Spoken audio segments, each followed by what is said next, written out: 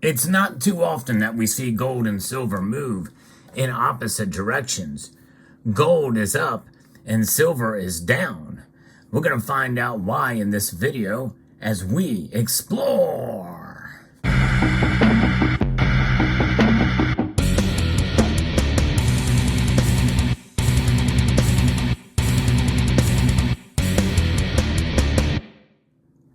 An unusual thing happened today, and first, as we move through the first part of the day, both metals were trading downwards, but gold kind of ticked up a bit. But there's reasons for it and why gold reacted much more radically than silver today, and we'll get into that here in a moment. But first, let's see where the markets are moments before they close here as I record this video. Gold is indeed up 0.16%. Up $3.20 to $1,976. Silver, however, is down almost 0.9%, down 21 cents to $23.52. By the way, platinum and palladium are down even more so today. It's been quite an interesting and fascinating day, and there's really only one thing that we can blame for the downward pressure on both gold and silver, at least through the mid part of the day. That's right, it is the dollar, the greenback. And what is it about this that's sort of the bane of our existence in terms of, being able to realize gold and silver's value? Well, we keep it keeps getting pushed down by a strong dollar. And, it's kind of interesting because this dollar is strong as measured against other currencies. That's the DXY. In fact, the dollar strength is one of the big movers that we're seeing with the gold and silver being down. And it's almost always the case that the strength of that dollar is what is pushing the price down.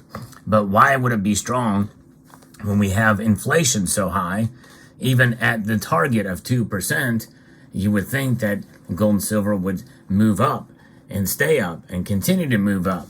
But alas, there's a lot of other factors that are involved that can move the price of gold and silver up, and we're going to talk about those in this video. But notwithstanding, we look at the big picture, and if we look at the big picture, we know that gold and silver provide a stable store of value in the long run. But nonetheless, I'm going to be referencing an article here from Kitco, actually a couple of them here, that talks a little bit about this and inserts some of my commentary and opinion on it. And I'm curious to know your thoughts as well, too, in the comment section below. By the way, if you enjoy videos like this where I talk about the markets, I hope you will consider pressing that thumbs up button down below and also sharing the video on other social media platforms as well as this one and subscribing to the channel. Gold and silver prices were lower in the middle of the day on Tuesday, but they were up a little bit from their daily lows as the day pressed on, with gold actually going up to positive territory. Silver had notched a 7-week low. An appreciating U.S. dollar index that hit a 2-month high today, as well as rising U.S. Treasury yields, have the gold and silver market bulls in hiding. In other words, the bears are coming out. At least they were for earlier in the day, and they still are for silver. Chart-based selling has also featured recently as a near-term technical postures for both metals have deteriorated. And so getting to the dollar index was up quite dramatically today to 103.53. That's a 0.27 increase, 0.26% increase. And the Dow Jones Industrial Average and the NASDAQ were both down today. And that's on reports that both President Biden and House Speaker McCarthy on Monday afternoon had productive talks, they say, on the U.S. debt ceiling extension, but with no real progress on a deal. Both are scheduled to meet again this week on the matter. U.S. Treasury Secretary Janet Yellen has reiterated that the U.S. government would run out of money by June 1st if no debt extension deal is reached. Of course, that date has floated about a bit, and that's only for parts of the economy or parts of the budget that require payment by that time. By the way, the U.S. government has enough money and enough resources that they can move money around between agencies so that we don't run into this. This is really a false narrative here with this debt ceiling. It's a manufactured crisis, folks. When you really stop and think about it, there's so much wasteful spending in the federal government. There are ways that they can mitigate this, but they're making a big deal out of it because finally Republicans are standing up and saying, hey, we need to cut back spending because it's just overblown. And by the way, the Republicans have been a big part of the problem for all of these years too, but notwithstanding, that's where we stand. That's where this is now, and it's causing crisis and concern, and the metals markets are reacting or had reacted, and in fact, I think to some degree, this is part of the reason why gold is reacting to the plus side right now. The apparent progress on U.S. debt talks may be prompting some added selling pressure on the safe haven gold and silver markets, even though there's no real progress that has been noted. Federal Reserve officials' recent comments have been generally still leaning more towards hawkish than dovish on U.S. monetary policy, which is another bearish element for the metals, which means that we could see the Fed watch tool start to change and shift course, with most folks thinking that maybe we will see gold, and silver fall if they raise rates. So be prepared that could happen. Now, why is gold up and silver continuing to stay down right now? I'm going to be referencing another piece from Kitco that talks about this. The Flash U.S. Manufacturing Purchasing Managers Index, that's the PMI for May, signaled renewed deterioration, falling to 48.5 according to the S&P Global Flash U.S. Composite PMI report. The May number disappointed market expectations of a reading of 50. In contrast, the service sector expanded in May, with the PMI reading rising to 55.1. Market consensus calls for expecting an advance to 52.6. So it widened that expectation, really, essentially, and it did not meet it. So the rate of growth and activity was the fastest for just over a year, with firms linking to upturns and greater demand from new and existing clients, according to this report. Any monthly reading above 50 points to an expanding sector, while anything below shows a contraction in activity. The U.S. economy continued to expand in May, led by the service sector, said S&P Global Market Intelligence Chief Business Economist Chris Williamson, pointing to a divergence between manufacturing and services.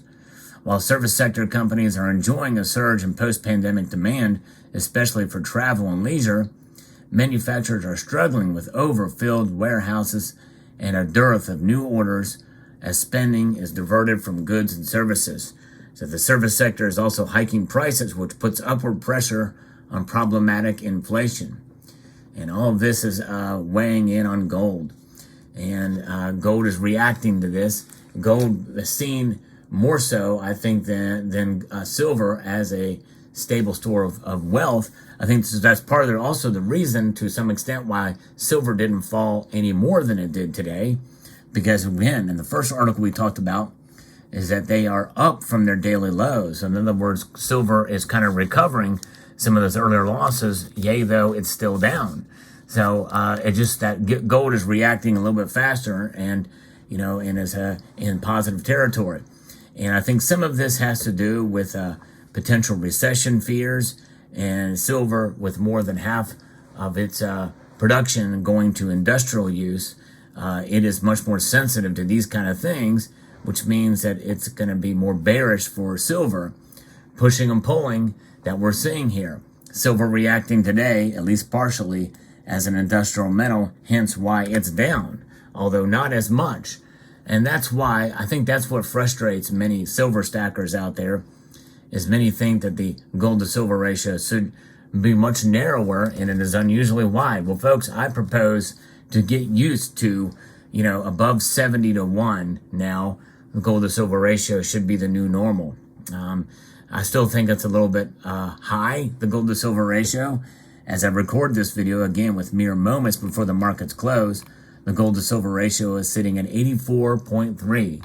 That's 84 ounces of silver per every 1 ounce of gold in price. And so that is considered high. But again, it's I think we need to come to the realization that we are at new normals and understand the vast versatility that silver holds is working against it now in terms of its price performance. And so this is why gold is up and silver is down. That's what's going on here. And so we continue to see this kind of thing. So those of you who are thinking about, focusing on silver instead of gold right now, keep that in mind. And trading the ratio, people think, well, hey, I'm going to just trade my silver for gold when the ratio narrows, going back to the normal around 50 to 1 or somewhere thereabouts. Well, I propose we may not see that ever again. And if we do, it's probably only going to get to maybe 65 to 1. I think the new normal is going to probably be somewhere above 70 to 1 right now.